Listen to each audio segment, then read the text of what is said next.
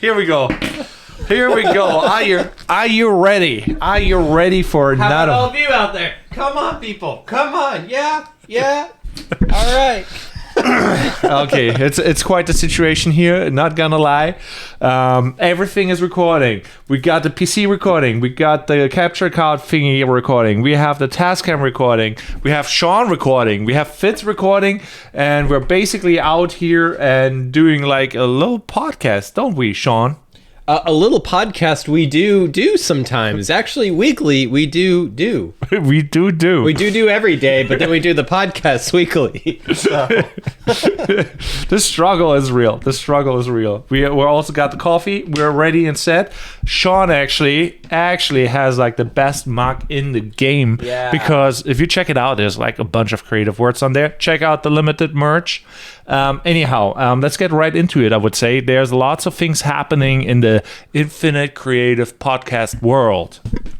Yeah, There's lots of things happening, So first off, I do want to shout out to everyone out there. If you are on Spotify and if you are rating us and you are following us, Spotify has recently made it so we can actually see who's actually kind of following us on that platform. So for all of you out there, we are super humbled by seeing that you guys are actually following us. You're watching all the podcasts.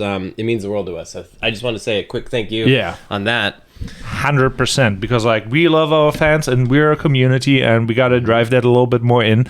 It's tough times. We need to learn what we have to improve on. Mm-hmm. We maybe go into that a little bit later on because there's lots of things we could do, but right now the world is changing. The YouTube CEO is basically stepping down, and most people don't really know how long she was the CEO of YouTube and how involved she was in Google and what that actually means.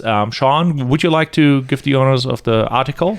Yeah. So, Susan Wojcicki.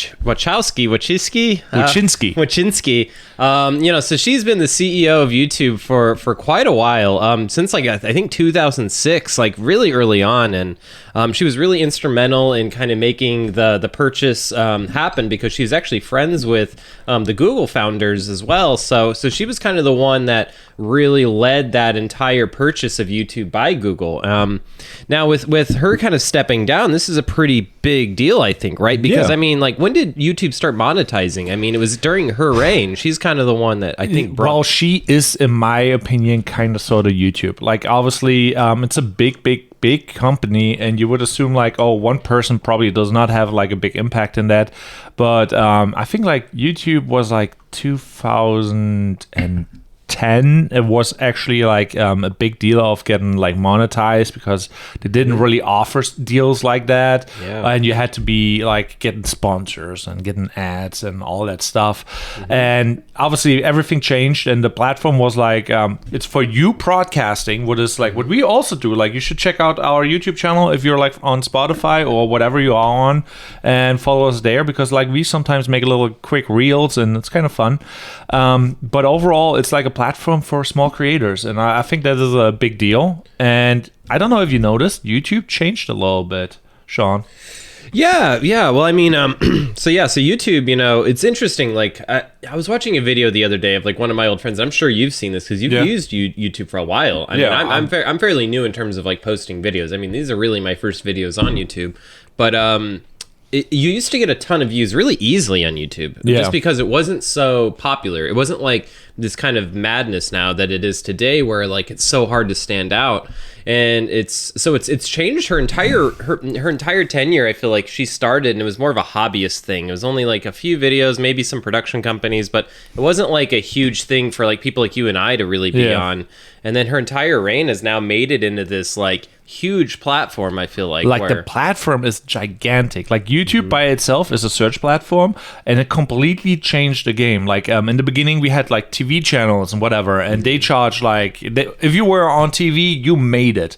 Now, if you're like big on YouTube, you made it. Like Mr. Beast's Squid Game had more viewers in less time than the original Squid Games. What is kind of bonkers? One guy pulling off the whole TV series in one episode, getting more views and a higher attention rate than like basically a Netflix special. What is kind of mind-boggling, where people are like, oh, it's just YouTube. No, it's like on a scale where it's the most used search platform besides Google.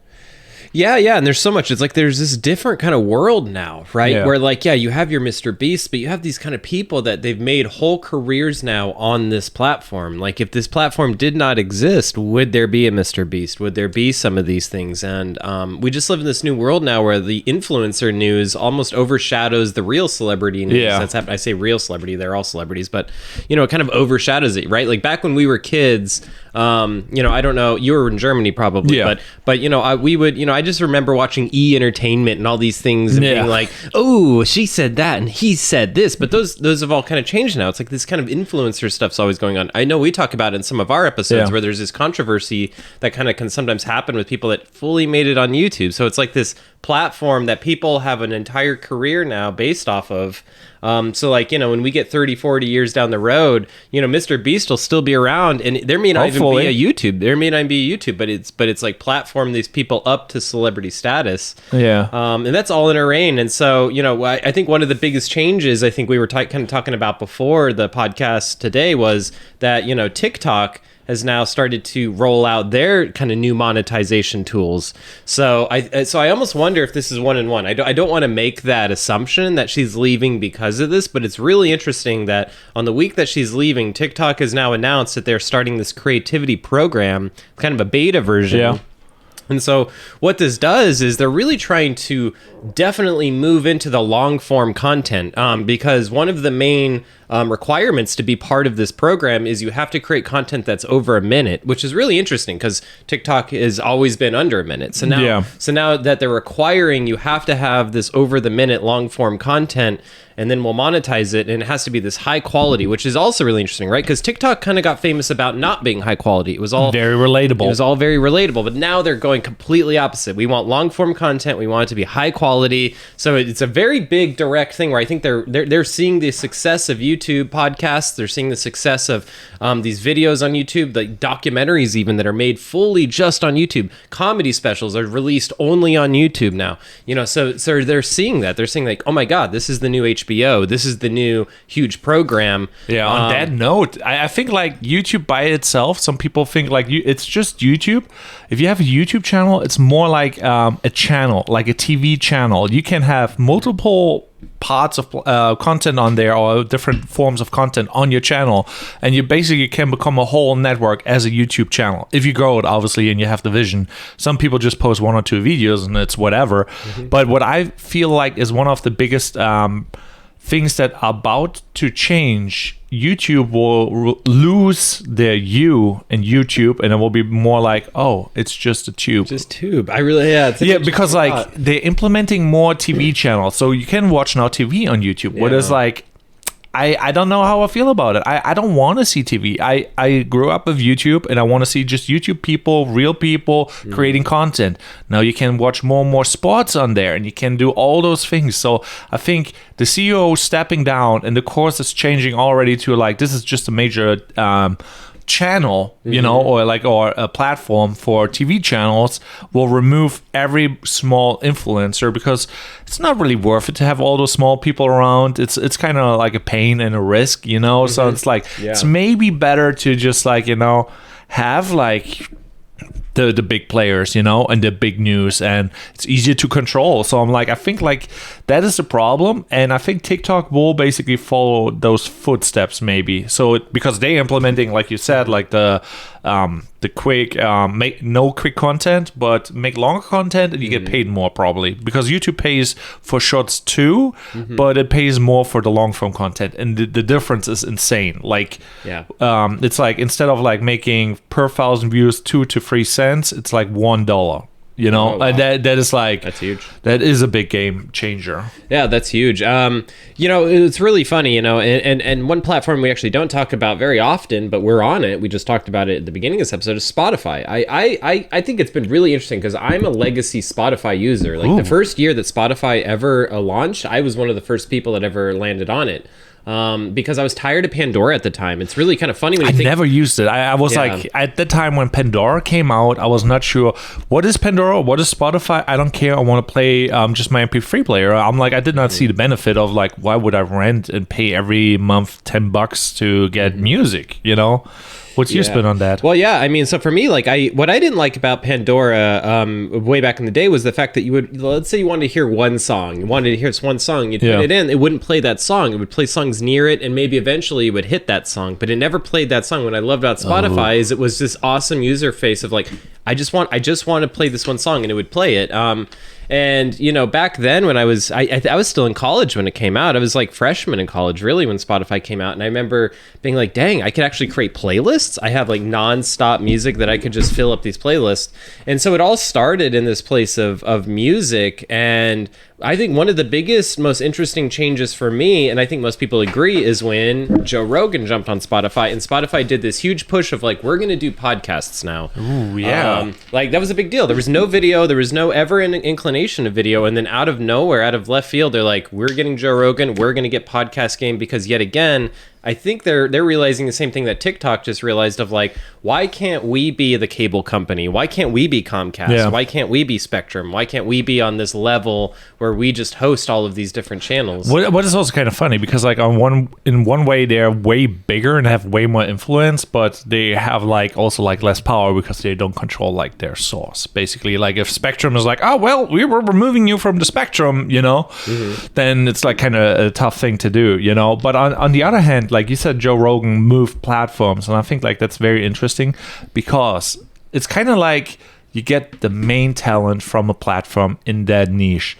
So, and I think like that's very interesting, because like I think, did you already mention the Pharrell Williams as a creative director? No. Well, that is like foreshadowing. Foreshadowing, because that is like actually the segue that I have in my head. You know, it's like, yeah, this guy is like taking over the creative section from what platform again? Yeah. So we'll just jump right into that. So Pharrell Williams has just recently been named the creative director for Louis Vuitton, and I think that is that's basically what should happen. You need the main character of like a society where it matters. You know, like be it Joe Rogan being like the expert in podcasting. Should he be actually like the CEO of Spotify in that section? You know, it would make a lot of sense, because that guy actually has a lot of experience, knowledge, and has best interest. You know, sometimes they put like people in charge who not have the best interest. For example, whoever is now being like the new what was the Google CEO's name again? Wojcicki. You know, if she's stepping down, who's stepping up? And will that person actually really take the U out of YouTube and makes it only corporate and basically ruins the platform? Because like usually new CEOs are more money driven, and they don't really have like the user base as interest, and that basically dilutes the whole platform and gives rise to new platforms, you know, because it's like, oh, we got all those people, we need to monetize them better, and we don't really care if we lose like a couple of thousand or millions, but instead of millions, it's more than that, you know. So to kind of go a few different directions with this, so like with Pharrell Williams being part of Louis Vuitton, and you've seen this a lot of times with celebrities, where they move a celebrity, especially in the rap world. I've seen this so many times, where they move a rapper or someone in the music game to be kind of a more than a spokesperson. They kind of make him a creative director. Which by the way, I think is really funny. You know, someone who actually has worked with creative directors, I'm like, he's not a creative director. That's a full-time job. I mean, it's like... So now I'm curious though, like, what would you say is the job requirements or the job activities of a creative director? Very simply, you're directing the creative force behind something. And what that means isn't you make pretty pictures in your sketchbook and hand it off to the staff. That means you get to hire the designers. You're the one that gets to come up with the timelines. You're the one that has to have the 1,000-mile view, and you get to talk to all the different arms of the C-suite and the VPs of the company. I highly doubt Pharrell is going to clock in for a 40-hour work week now at Louis Vuitton, and is going to hire a team, do project management, create Gantt charts, do all the unsexy stuff that's what a lot of people, it's really funny. And I do want to impress upon young people out there. They're like, you know what? I'm just going to skip the designer videographer. I'm going to go right to creative director. Well, just so you know out there, it's not that sexy. Creative director is not that sexy of a position. It's a lot of you directing the creative people. You're just the manager. Like, think of it as McDonald's is a bunch of creative people. You have your painters over there, the videographer over there. You got and then all you're doing is sitting around with the clipboard, making sure they're doing their job and keeping them all. And there's fun, there's goodness in that, but it's really funny because I always run into people that think creative director is this fun thing where you're just like, oh yeah, I like this picture better than this. I like this font better than this, and just do that. Yeah. Or you run in, you throw something on the canvas, and you're like, hey, everybody, gather around. That's what we're doing. Like, that's not really what a creative director is. But there is also a difference because, like we said, like if you're the CEO of a big company, you don't make like small decisions. You make big decisions, and that could be sometimes. This year we're only focusing on ads, driving more advertising, or doing set free 2 features, and really just implementing a team to get the point across. So it could be that he's actually in a big company, like Louis Vuitton is one of the biggest companies, and he maybe is not doing all those things with like clocking in the timesheet. Oh, definitely not. Yeah, so and he's just like, hey, you Louis Vuitton, this year we're focusing on social media, and we only give like to the top creator or top whatever, and he's doing little things that have big impact. You know what I mean? Yeah, and I don't even think he's doing that, honestly. I think it's a completely ceremonial position, like the Queen of Britain type of thing. I think so? I think so. I don't think Pharrell is actually, I think there's a mastermind in the little decisions. You know what I mean?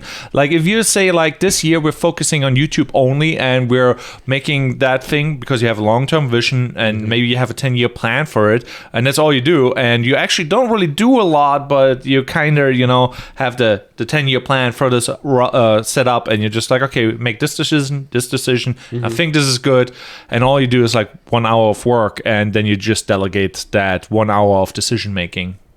You know what I mean? Yeah. That could work. Yeah. So there's this. What this makes me think of? Have you seen the movie House of Gaga, or no. Not Gaga, but House of what the heck is it? Cots? No, the House of House of Gucci. There we go. House of Gucci. Have you seen that? I have not. Okay, so there's Jared Leto's character in it. I'll go ahead and zoom here so you guys can see it. So the cast there. So Jared Leto's the one on the left, which is really surprising. He kind of did the weird thing where you can't even tell that's him, but he's the one all the way on the left. His character is really funny because he's in the movie. He's like he's a Gucci. He is one of the sons, but he actually has all of these kind of like fanciful ideas. Like he wants to do all these bright colors, and all these things are completely different from Gucci, and he fancies himself that. But then it's funny because the entire movie, the rest of them don't respect him at all because they're like, he didn't do the work. You're just creative. You don't get it, and you don't even get this brand. You don't even understand. And they're like mean to him the entire time. They're like, don't show anyone this. You hide this. Don't show anyone this.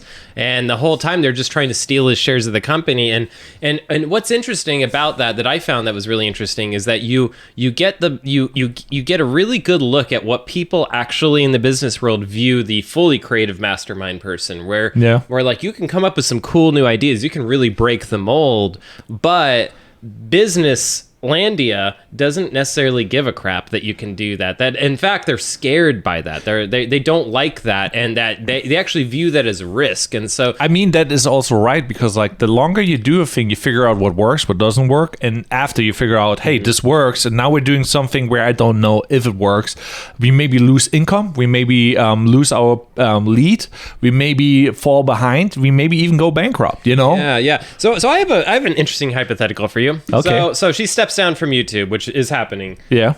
Mr. Beast becomes creative director. I think like he was asking on Twitter, and like he's like on social media and whatever, and he's really good with social media.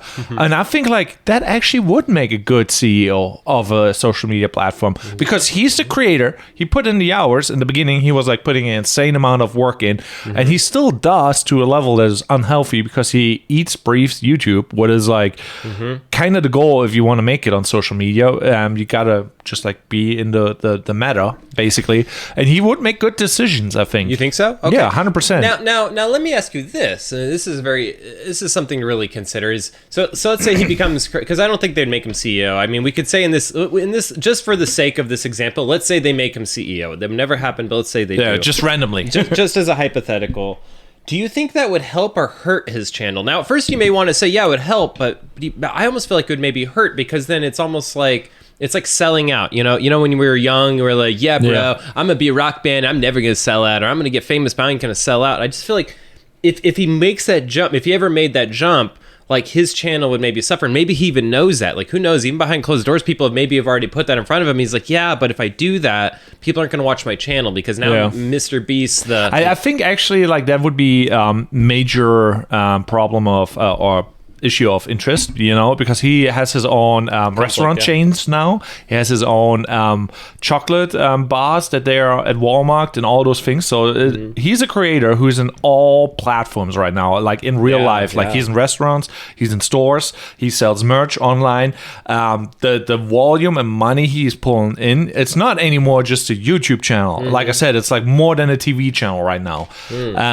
On that note, I think like he would make good decisions, but obviously he would have to decide what is more important. Is it important that I make now 2 more YouTube videos that get like maybe 300 million views, or should I do like the big decision and focus on that one topic on YouTube? Because like there's a problem now with like this type of content goes viral and it shouldn't go viral because it hurts the community, So I think it would take away.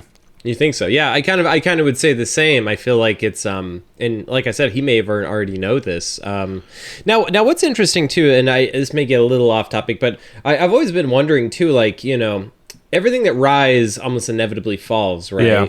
So what happens to these guys when it falls, right? PewDiePie, you have Mr. Beast, you have all these different people, CoffeeZilla, you have all these like big names now. Inevitably, I just wonder, like, it has to fall down eventually. And what happens to these people then? I think that is the same thing that will happen to us or to everybody. but the question is not like, if you fall down, it's like, what do you do next? And I think there's like that, the domino effect. Instead of like, you push the domino and it's about to fall. And instead of falling completely down, you just jump to the bigger domino. That's how I view the whole situation, because like that is like, oh, a product is getting outdated. Let's jump on the new trend wagon and try to make it top of the line and just like ride the next wave. Right. As a creative, you got to jump the trend and just like jump onto the next thing. What is popping off right now? There's no reason not to do it. Or let's say you go bankrupt, for example, and like, now I know what's working. Let's start the new trend thing and do whatever I already know and fail bigger the next time and try to jump ship the next time, Yeah. So to get into kind of what we were talking about earlier, long form content, short form content, I would say Mr. Beast is mostly on the edge of short form. It's all quick. Let's get this video as small as possible. Do you ever see that, like, could there be a Jackass movie type of thing for Mr. Beast, where there's the Mr. Beast movie where we have a 2 or 3 hour movie of him doing all these different things? Do you ever see that maybe? I think he kind of... I think that would be a repackaging of his content, because his content is not meant to be short. It just has to be good content. That is his only requirement. If the good content has to be like 20 seconds, then the video is 20 seconds. If that means it has to be 10 minutes, an hour, it will be that time. Yeah. But he's basically just like, he has really, really thought out ideas that are just the ideas. Like, oh yeah, I want to see that. And then the representation of the idea is really, really good, and nitpicking to a degree in editing. So I think like it's not like about the time. It's just like, yeah, if somebody wants to see content for an hour, they probably just stitch like 10 Mr. Beast videos together and just like have a nice transition. Really good segues. Ever wondered how like marbles are crumbling, whatever? Yeah, and I guess why I said Jackass the movie is that's essentially what that is, right? Yeah. It's just bit after bit after bit, and sometimes there's callbacks and things. But I just wonder. But yeah, to kind of get back into the world of like YouTube CEO and all of those things. I mean, if you were to look in your crystal ball in 10 years in terms of TikTok, YouTube, whatever the other video stuff is out there, I know that there's a plethora out there now. What do you see? Do you see us just going in the same direction for the next 10 years, where it's short form clips, shorts, as short as we can get everything? niche. We just want to have a channel, like, each person has their niche in their lane. I mean, do you see that kind of keep continuing?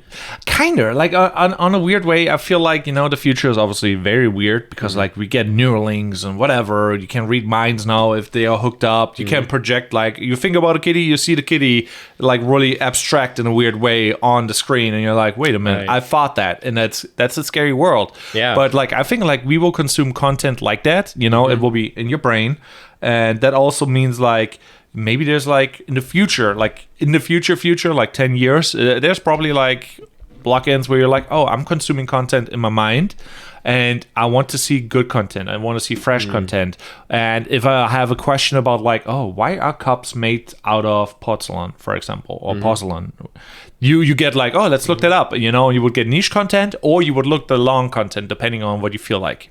Yeah. Okay. So that all makes complete sense. So I mean, I think content never will go away, to be honest, because people want to be entertained. People want to play. People want to relax. People, just want to bond with other people and just like see how they live their lives. And so I think like creating now is like really important because like it's not just a YouTube channel, it can be a whole platform, depending on what you do, what your long-term vision is, and what you work on it, That's how I see it, at least. Yeah. Well, and I wanted to throw something else in the mix that we're always throwing in the mix in this show is AI, and I think what's interesting about, so one thing that's sort of recently in YouTube that I think really caught my eye and my attention is when they started doing the chapters thing where you are actually the top G for actually putting those chapters in. On YouTube, you will actually see where we're talking about what topic, what is a really good game changer. It's basically SEO based. You can like YouTube will crawl the video or the captions that you created, thankfully, master, and you can show up in the search and you just see the caption of the short thing. Yeah. And so what I love about that and what kind of got my attention is like you're letting people choose their own adventure in these videos more, right? Like we see it where if you look at where people are jumping around, you see a huge jump at the beginning of each chapter. So that tells you that there's people out there that even watching this video right now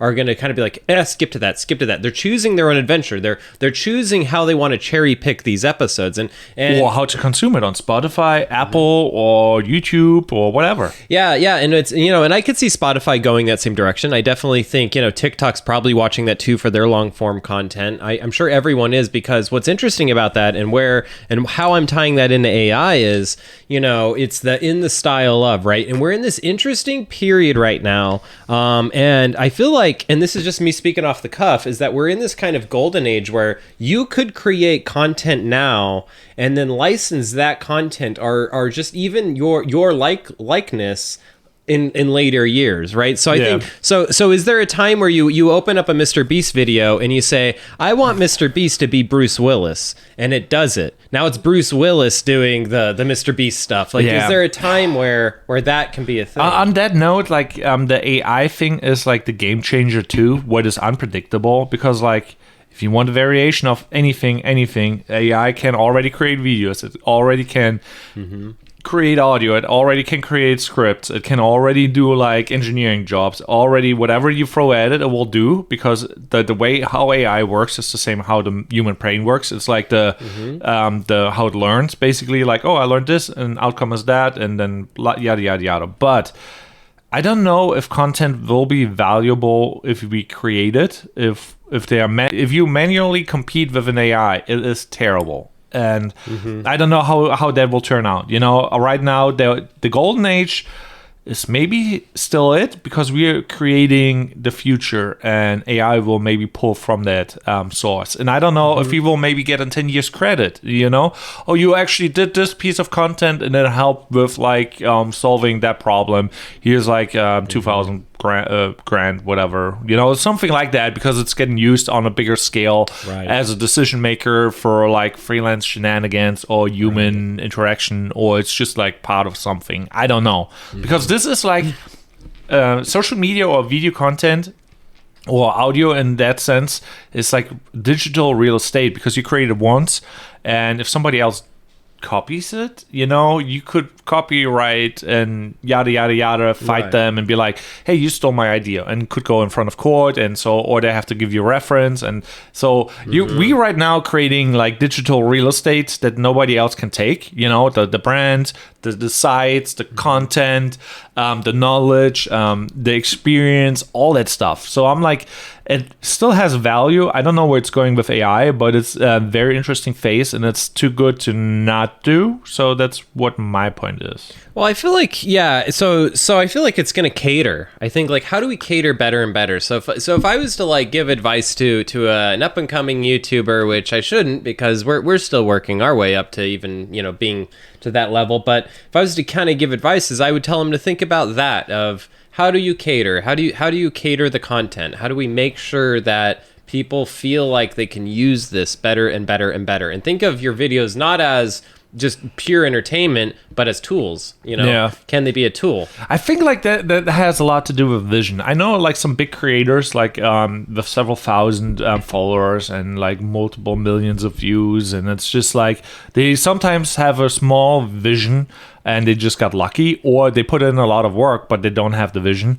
Like, you need to have a big vision to monetize it to the full extent, where some people, they monetize it just better even though they have a small following. There's people with 700 subs and they have a Amazon affiliate because they have a website. They're pulling in like $5,000 a month, and it's like crazy. Some people do that. It's really hard to do, and you basically have to develop the skill set for whatever vision you have. And I think that is the hardest part. What is your vision? And what tools you implement to achieve that vision?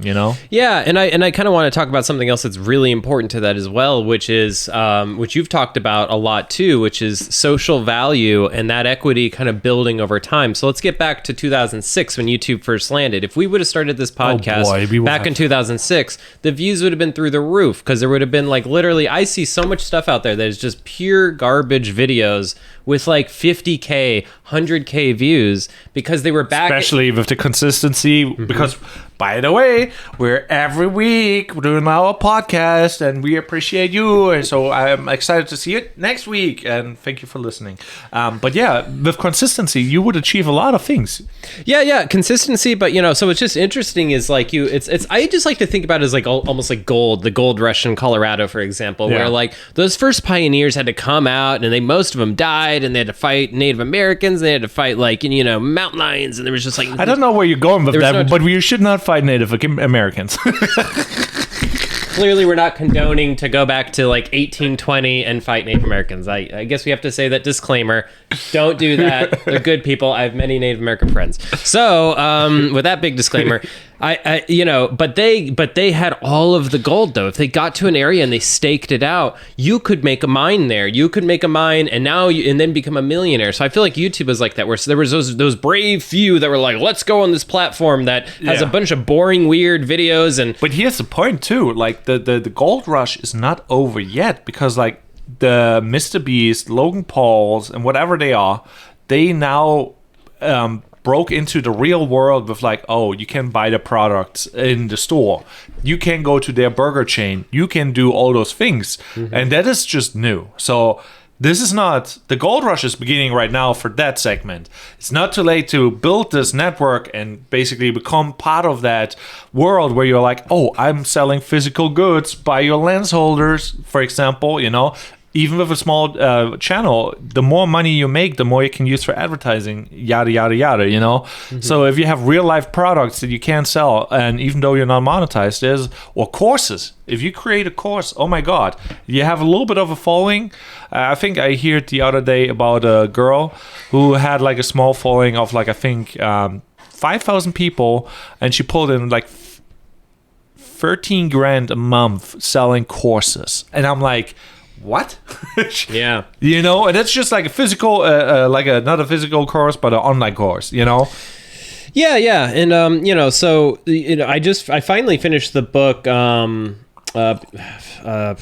now I'm just going to forget, but that's a weird title. Key person of influence or whatever. Key person of influence, which I brought up on this podcast before. So I finally finished the book, and what's interesting is I didn't realize, but more than half the book is literally telling you need to write a book, and it's and it was because it was written in a time where publishing was still the boss. Even it was before really the YouTube stuff was really taking off, before we really even had this idea of influencers.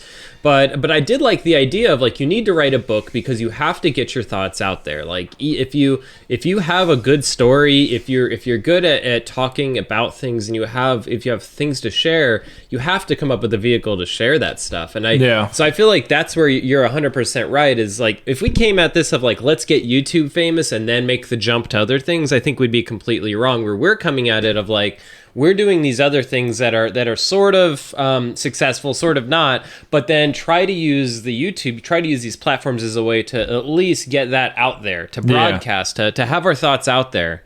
And also the future is kind of interesting too, because Alexa, you don't see a video, you don't see a device, you just say, Alexa, buy XYZ, mm-hmm. We don't have an Alexa because we don't trust it, but that's where the future goes towards, mm-hmm. And when you're Alexa, I need a web designer, mm-hmm. and you hear it about, hey, Alexa, play podcast Infinite Creative. Alexa, hire Sean Craig Creative. Oh, yeah. And I mean, let's go one step further. It's, hey, Alexa, I need you to design a website. Put it on the screen real quick. Yeah, well, that is maybe the future, and it could be with AI, and mm-hmm. it's getting implemented in Bing, what is also weird, really scary kind of sort of stuff. You know what I mean?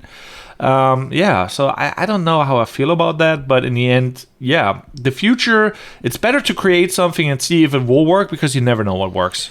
Well, yeah, I think that's true. I think, I think for us and this podcast, I know things that I'm definitely looking for is, we definitely want to keep adapting it. We definitely want to keep looking at kind of what does the future YouTube look like? What does the future TikTok look like? What are the, and first off, I do want to take a quick pause. Do you think TikTok will even be around in the US much longer? I mean, there is this big thing about it being part of the Chinese government. So it's it's a pretty big obvious thing, that big elephant in the room.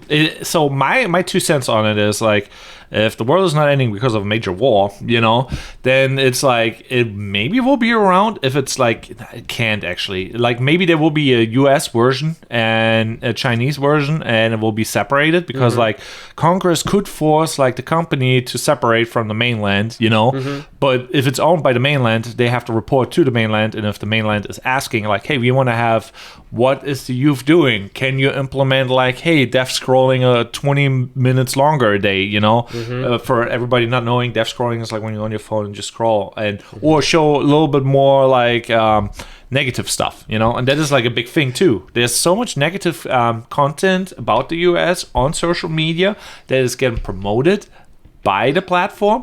So it's good and bad, so it's not, no country is perfect, but it's so it could be shut down or it could be split up. It's either or.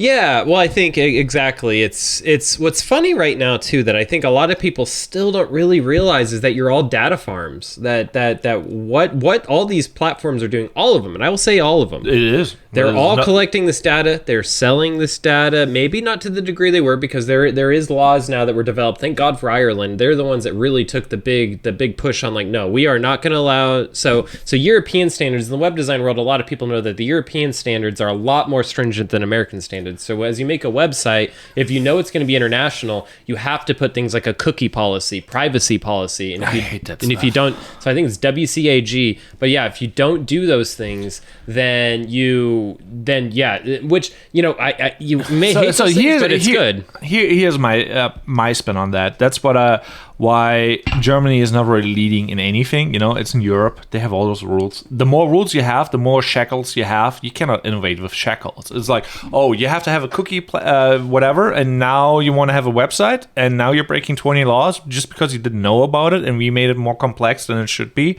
And yes, those rules and regulations should be in there to protect people, but also mm-hmm. it kills innovation. And now the country, Europe, cannot compete with the US or China because Really? If you think about it, what major social media platform came from that? What information do they have? They have nothing. Like it's really sad. So America is for it if they have all those rules and regulations and they're basically like handicapping themselves, shooting them in the kneecaps. And then we're like, oh yeah, we don't have any information about people. We don't know how AI works, and we don't have like a good understanding about other countries, population, and we cannot use that to our advantage. And it's like, when you talk about that scale of innovation, they're just like people competing about resources, and that's basically what it is. China as a person, US as a person, different philosophies competing against each other on the same planet. And that leads to a major problem. Whoever has the most handicaps will not compete and can be used by the major players. All the major inventions come from the US and get stolen by China, and China is like implementing them better. And it's a weird thing. So one thing that I definitely wanted to bring up. What we're doing? Here's one platform, Alibaba. So that's a big, big competitor against Amazon. Very, very huge, monolithic. I think it's bigger than almost any of the US platforms. So. Now, what's really interesting? Now, this is one great article. I would tell everyone to go read this. I read this just a few. Where is it on? So this is on bigthink.com. But if you look up the Taoist philosophy behind Alibaba, what's really cool about it? So Taoism, the one of the main things about Taoism is that the world and the universe is in a constant state of change, and that you need to be constantly adapting, and that you constantly need to be ready for that change. You got to be water. Exactly. So what's really funny about Alibaba is that its ability to upset economies is becoming a real problem. Now, you haven't seen it here because we have big players like Amazon and stuff that are kind of holding them at bay. Yeah. But you're actually seeing that everyone is starting to learn America's playbook for don't wage war with guns and missiles. How you wage war is with the economy. Yeah. How you wage war is upsetting economies by having huge giants come in and buy up all the small guys and take over the economy. And so with that being said, what's really scary, and I guess the reason I bring that up, is companies like Germany and stuff, are they in real danger by them not improving platforms, putting out new platforms? Are they in real danger of them being like victims to Amazon, Alibaba, all these big players? I mean, like they are already the victim, It's not like that they are like, okay, now we have all those rules and we kick Amazon out. So you don't have same-day delivery and your economy is like kind of terrible. So you cannot import like phones from China. Right. So now you don't have any phones. What do you have? You have nothing. They don't have any like companies that can compete with those. So nobody wants to, let's sign up with the German software and and have their social media where I have to accept cookies. Like, it sounds good on paper and it is the right thing to do, but it's not competitive. That is the problem with the whole thing. And I say Germany because I'm from Germany, and that's what I don't like about Germany, because there's so many rules, regulations that handicap small businesses, freelancers, and the Wild West is also like disappearing in America, and it's becoming more corporate and it gets more complex as every system gets.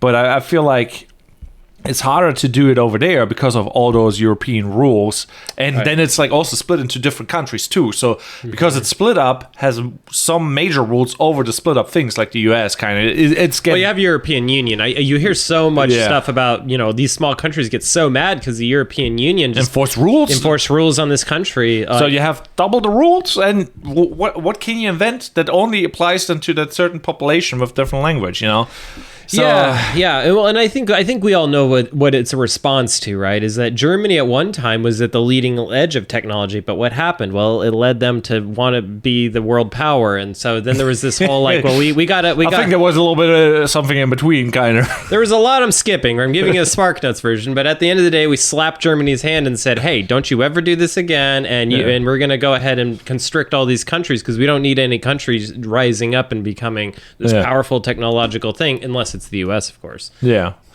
So on that note, it's a really interesting topic, but For as a small creator, what should you do with all that information, you know? Because it's like, oh, I'm just like a tiny wheel in the cog wheel or whatever you call it, you know? Yeah. You know? But what I'm trying to say is like, just be water, be flexible, trust in yourself, because like the one thing that always will happen is, like Sean said, it's change. And if you adapt to change, just like because you trust in yourself, like, oh, I can figure that out. And oh yeah, well, what do I care if YouTube disappears tomorrow? Spotify, that thing. I'm just doing the next thing that aligns with my values and just play with it, you know?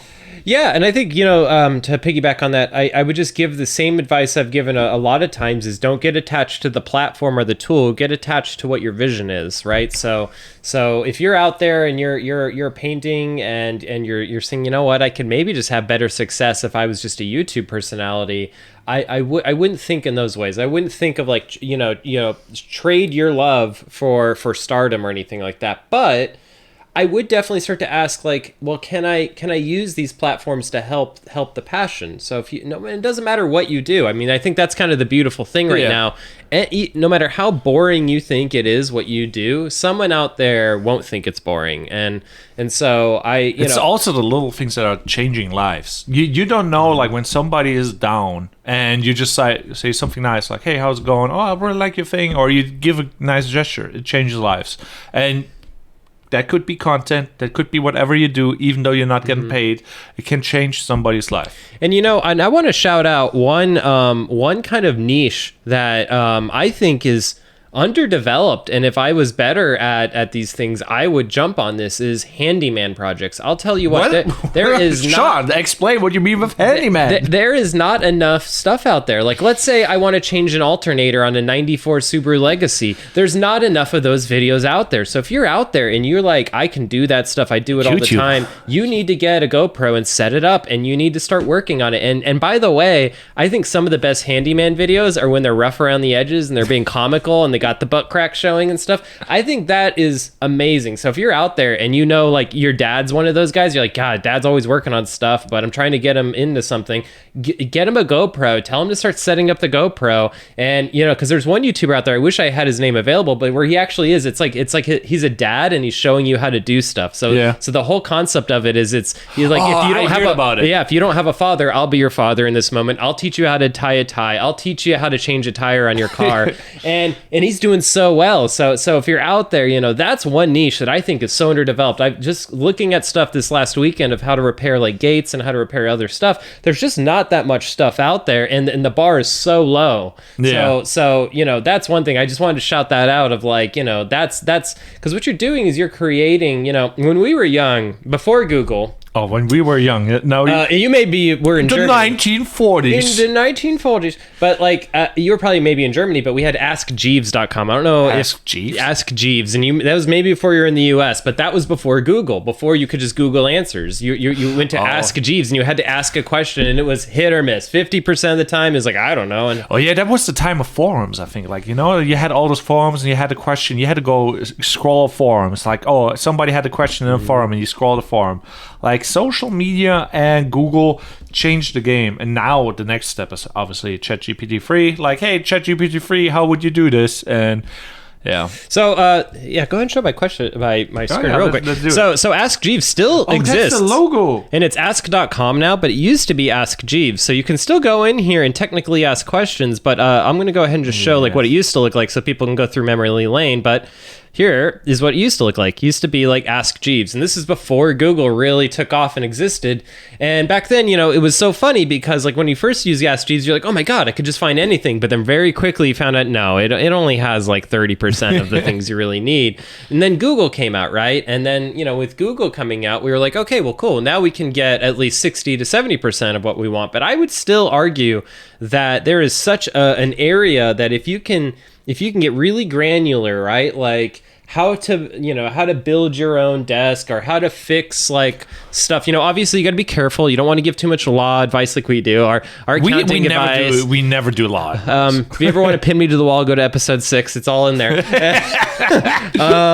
So, you know, but you know, I think that is such a great place of like, be part of this big brain that we're creating of like any problem can be solved because someone solved it. There's also a beautiful thing in there because like, let's say AI is creating content and AI is doing all this. AI only can produce so much. You can still go niche, or be like way far off the bat, where there's nobody in there, Even if there's big players, whenever there's a big player, they cannot bother with the small players. They fight the next big player, like if there's giants fighting, the ants are still fighting something else, So we can still do our thing, even though there's like big YouTube creators. We can still grow in that phase, till we become to their level, and then you get the attention of the big players, but you have to be aware of that. You still can grow in no matter what environment. That's kind of what I feel like is like really good. And there's a book, the Art of the War, and it's like basically like it's guerrilla war how do you call it? Guerrilla warfare,